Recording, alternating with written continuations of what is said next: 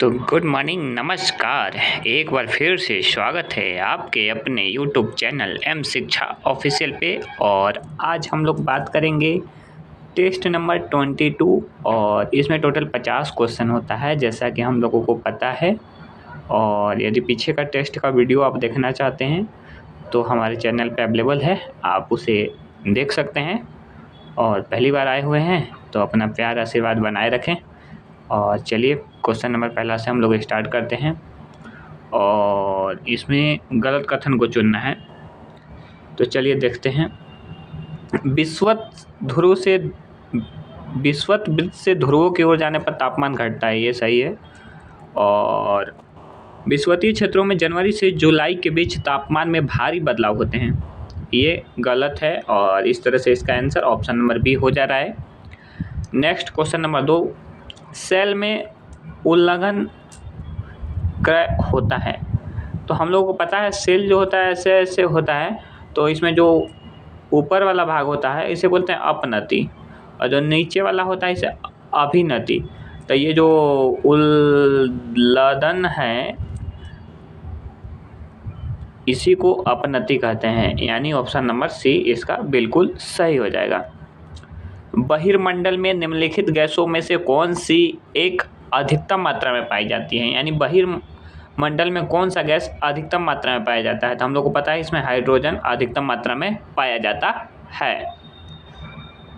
वृष्टि छाया प्रभाव किस से संबंधित है, तो ये हम लोग को पता है जो वृष्टि छाया प्रभाव है ये संवहनीय वर्षा से संबंधित है, option number C. Question number 6, निम्नलिखित कथनों में से कौन सा एक सही नहीं है, यानी गलत कथन को चुनना है। चूना के अनुप्रयोग से मृदा अम्लीय हो जाती है, मतलब चूना का प्रयोग करने से जो हमारी मिट्टी होती है अम्लीय होती है, नहीं, गलत। तो गलत कथन ही चुनना है, तो इस तरह से इसका आंसर यही हो जाएगा। बाकी ऑप्शन भी हम लोग देख लेते हैं। मृदा की उच्च अम्लता आर्द्र जलवायु का प्रारूपिक लक्षण है, सही है। मृदा में अम्लता बढ़ते जाने के परिणाम स्वरूप मृदा की उर्वरता कम हो जाती है, बिल्कुल बिल्कुल।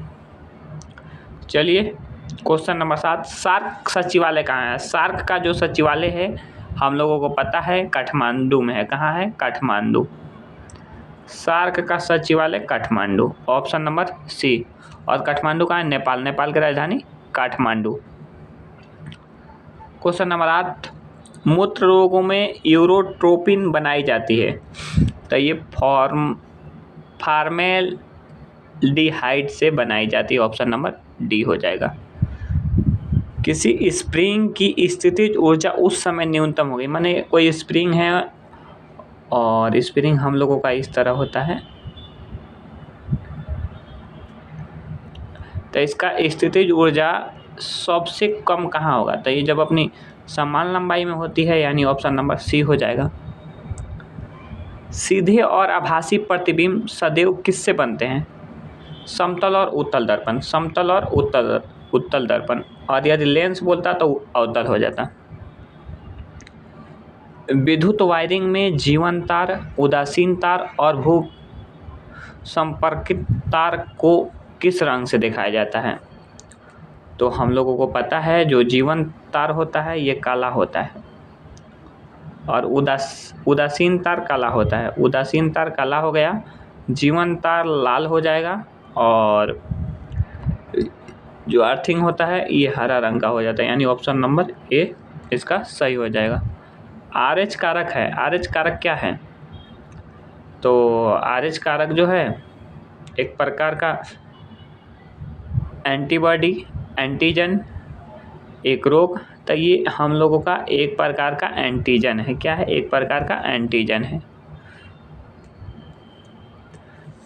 Question number 13, O blood group वाले व्यक्ति को सर्वदाता माना जाता है, क्यों?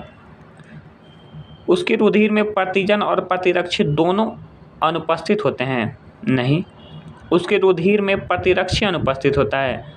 तो इसका आंसर हो जाएगा उसके रुधिर में प्रतिजन, उसके रुधिर में प्रतिजन अनुपस्थित होता है, ऑप्शन नंबर सी। जब बर्फ़ पिघलाई जाती है तो क्या होता है? जब बर्फ़ पिघलता है तो इसका आयतन घट जाता है, आयतन घट जाता है। ऑप्शन नंबर ए। एक आहार श्रृंखला में शाकाहारी से निर्माण होता है, तृतीय पोषी स्तर का। ऑप्शन नंबर सी। हीमोग्लोबिन वर्णक है आरबीसी का। कवक की कोशिका किससे बनी होती है? तो कवक की कोशिका जो है काइटिन की बनी होती है। किसकी बनी होती है? काइटिन की बनी होती है। एक हृदय धड़कन का लगभग समय, तो हम लोगों को पता है जो हमारा धड़कन है 1 मिनट में 72 बार धड़कता है, और इसको यदि सेकंड में निकालेंगे तो 0.8 सेकंड हो जाएगा। क्वेश्चन नंबर 19, पी भी, जहाँ पी दाब को निर्देशित करता है और भी आयतन को की बीमा हो जाएगी, तो इसका बीमा कार्य का हो जाएगा। Option number B. फेफड़ों में ऑक्सीजनीकृत होकर रक्त कहाँ जाता है? तो बायां आलिंद। ऑप्शन नंबर ए, बायां आलिंद। प्रकाश संश्लेषण के दौरान निकलने वाली ऑक्सीजन किसके विखंडन से आती है? जल के विखंडन से। ऑप्शन नंबर ए।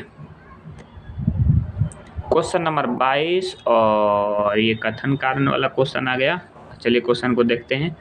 गांधी इरविन समझौते निम्नलिखित में से क्या सम्मिलित था?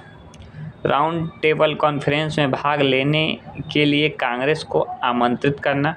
राउंड टेबल यानी गोलमेज सम्मेलन, बिल्कुल ये तो सही है। असहयोग आंदोलन के संबंध में जारी किए गए अध्यादेशों को वापस लेना, इसको अभी रहने देते हैं। पुलिस की ज़्यादातरीय जांच करने हेतु गांधी की सुझाव की स्वीकृति। केवल उन्हीं कैदियों की रिहाई जिन पर हिंसा का अभियोग नहीं हो। 1 और 4, 1 और 4 किस में मिल रहा है? 1 और 4 और 2, 1 2 4 इसका आंसर हो जाएगा 1 2 4, ऑप्शन नंबर सी। भारतीय स्वाधीनता संग्राम से संबंधित घटनाओं पर विचार कीजिए। गांधी इरविन समझौता 5 मार्च 1931, ये हो गया। उसके बाद आ जाता है भारतीय राष्ट्रीय कांग्रेस का कराची अधिवेशन। तो कराची अधिवेशन ये 29-30 मार्च को हुआ था कराची में, और भगत सिंह की फांसी ये हुआ था 23 मार्च 1923 मार्च को हुआ था। तो और पुनः समझौता ये तो 1932 का घटना है। तो सबसे पहले 1 आ जाएगा, उसके बाद 3 आएगा, उसके बाद 2 4, 1 3 2 4, 1 3 2 4 किस में है? 1 2 3 4, ऑप्शन नंबर डी में आ जाएगा। दिल्ली सल्तनत में दीवान ए अर्ज विभाग की स्थापना किसने किया था? दीवान ए अर्ज बलबन। सजदा और पैबोस बलबन। चलिए क्वेश्चन नंबर 25, निम्नलिखित में से कौन सा सुमेलित नहीं है? दीवान ए मुस्तखराज अलाउद्दीन खिलजी, सही है। दीवान ए अमीर कोही मोहम्मद तुगलक, ठीक है। दीवान ए खैरात फिरोज शाह तुगलक, सही है। दीवान ए रियासत, नहीं ये तो गलत है, ये तो अलाउद्दीन खिलजी किया था ना। तो इसका ऑप्शन नंबर डी हो जाएगा, 25 का डी, 25 का option number D. Question number 26, निम्नलिखित में से कौन सा एक सही सुमेलित है उसको चुनना है। दीवान ए बंदगान फिरोज शाह तुगलक, दीवान ए बंदगान फिरोज शाह तुगलक नहीं। दीवान ए मुस्तखराज इत अलाउद्दीन खिलजी होगा, ये तो अभी ऊपर देखें। दीवान ए कोही अलाउद्दीन खिलजी नहीं, फिरोज शाह तुगलक ना मोहम्मद बिन तुगलक। दीवान ए अर्ज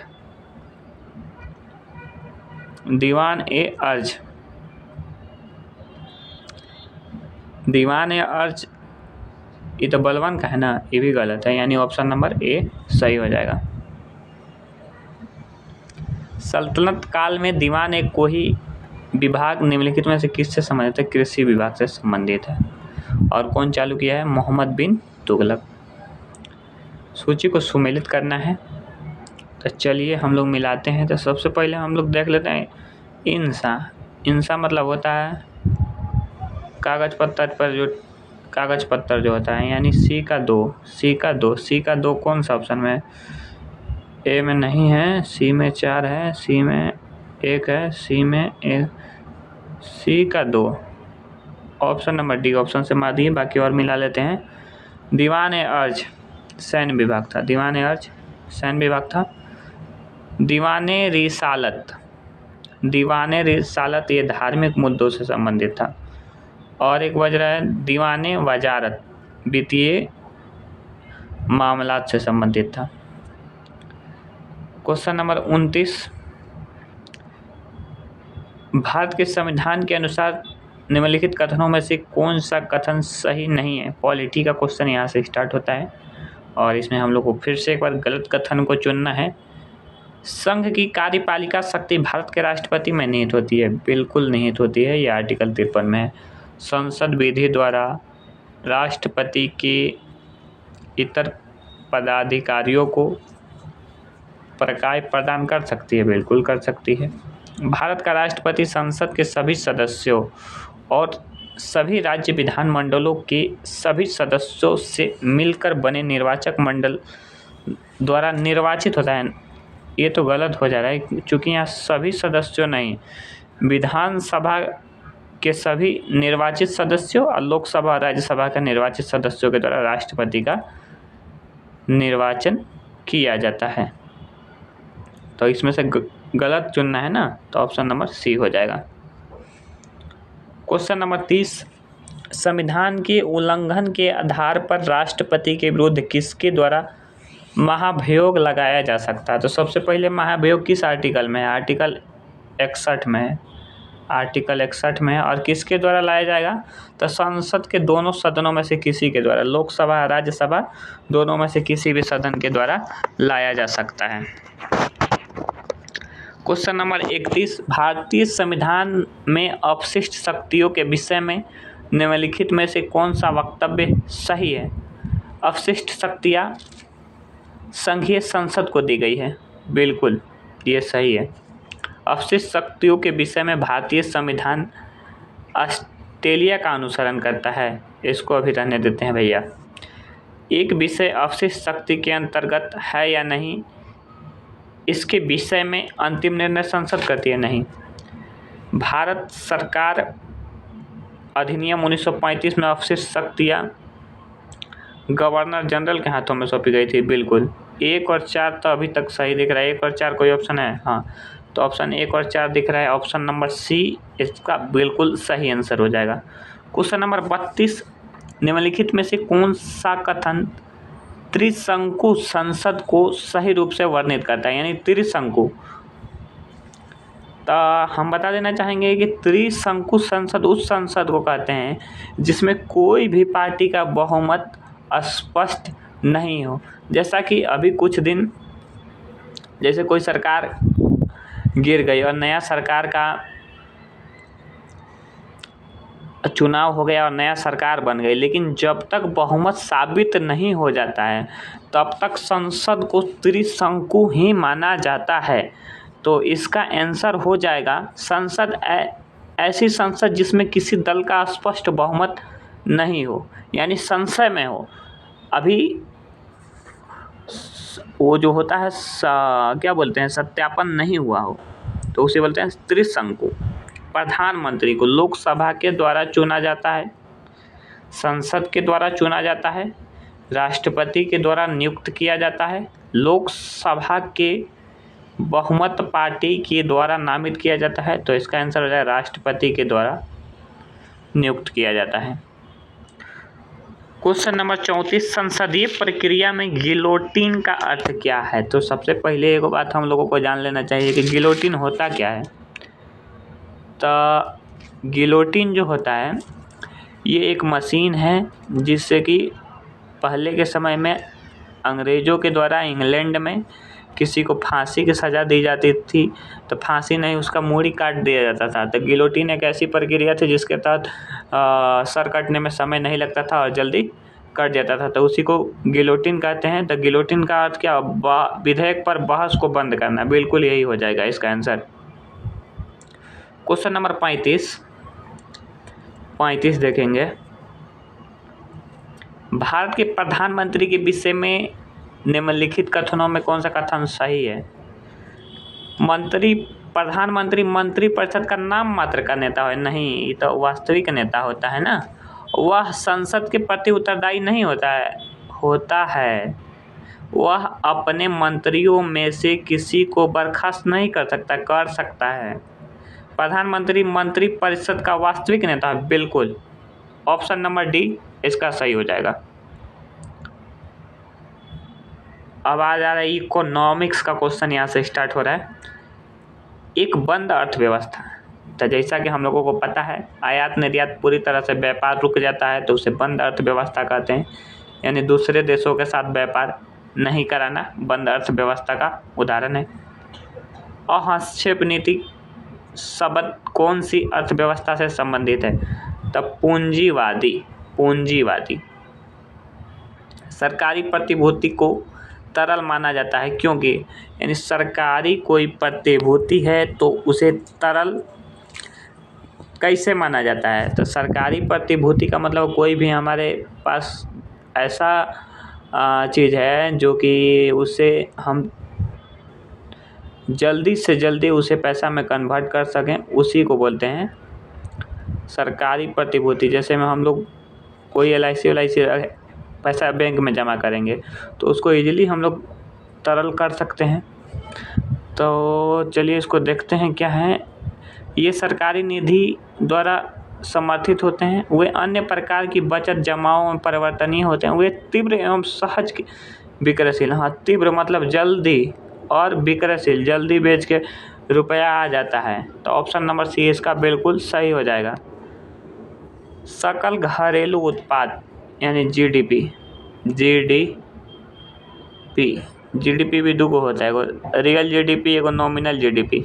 तो चलिए पहले यहाँ हम लोग जीडीपी देखते हैं। एक वित्तीय वर्ष की अर्थव्यवस्था में उत्पादित वस्तुएं, खाली वस्तुएं नहीं ना होगा, वस्तुएं और सेवाएं ना होगा, इसमें मैं अंतिम वस्तुएं दे रहा, ये भी नहीं होगा। अंतिम वस्तुएं एवं एक अर्थव्यवस्था यहाँ बोल रहा है ना, अंतिम वस्तुएं एवं सेवाएं। ऑप्शन नंबर डी अंतिम वस्तुएं एवं सेवाएं, ये बिल्कुल सही हो जाएगा। क्वेश्चन नंबर 40, यदि वस्तु ए वस्तु बी का विकल्प है तो वस्तु बी की कीमत में गिरावट पर क्या अच्छा?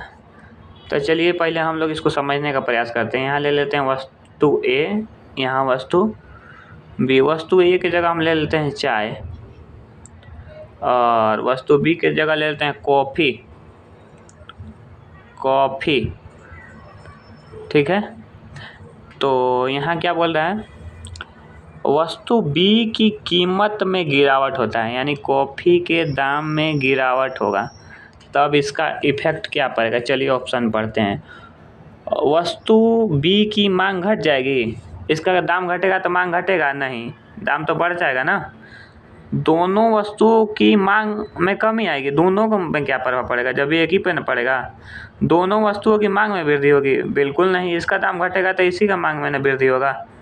वस्तु ए की मांग में ह्रास यानी कमी, बिल्कुल। जब इसका दाम घटेगा, भाई कॉफ़ी अच्छा चीज़ है और दाम घटेगा तो चाय का तो मांग घट ही नहीं जाएगा। तो ऑप्शन नंबर डी सही हो जाएगा। क्वेश्चन नंबर 41, और यहाँ से करंट अफेयर्स का क्वेश्चन स्टार्ट हो रहा है। हाल ही में वैश्विक आर्थिक संभावना रिपोर्ट किसने जारी की? तो वर्ल्ड बैंक के द्वारा ये जारी किया गया है। World bank. गणतंत्र दिवस के पर सर्वश्रेष्ठ झांकी, तो सर्वश्रेष्ठ झांकी उत्तर प्रदेश यूपी को दिया गया है। वर्ष 2024 में कितने लोगों को कीर्ति चक्र 6 लोगों को दिया गया राष्ट्रपति के द्वारा। हाल ही में किस नेशनल पार्क में दुर्लभ गोल्डन टाइगर देखा गया? काजीरंगा नेशनल पार्क, ये कहाँ है? तो ये असम में है। क्वेश्चन नंबर 45, हाल ही में सनातन शिरोमणि की उपाधि से किसे सम्मानित किया गया? तो नरेंद्र मोदी जी को। हाल ही में किसने पहला अंतर्राष्ट्रीय टेबल टेनिस खिताब जीता? तो सिरजा अकुला। ऑस्ट्रेलिया ओपन 2024 में पुरुष युगल नहीं है, पुरुष सिंगल है का पहला ग्रैंड स्लैम कौन जीता? तो युगल वाला भैया नोवाक जोकोविक हो जाता है, लेकिन इसमें यहाँ क्या है, पुरुष सिंगल है तो जेनिक सिनर हो जाएगा, option number D. Question number 48, Australia open 2024 में महिला सिंगल्स, वहाँ पुरुष सिंगल्स था, या महिला सिंगल्स का कौन जीता है? तो ये Aryna Sabalenka, option number A. 49 number, हाल ही में किसने 9वीं बार बिहार के मुख्यमंत्री का शपथ ग्रहण किया था? ये भैया बताने वाली बात नहीं है, हमारे कुर्सी कुमार। अंतर्राष्ट्रीय क्रिकेट आईसीसी ने किस देश के क्रिकेट बोर्ड पर लगे बैन को हटा दिया था? Sri Lanka, option number B. और इस तरह से हम लोगों का 50 क्वेश्चन कंप्लीट हो गया, और आप लोग अपना प्यार बनाए रखें। मिलते हैं नेक्स्ट वीडियो में, तब तक के लिए धन्यवाद, नमस्कार।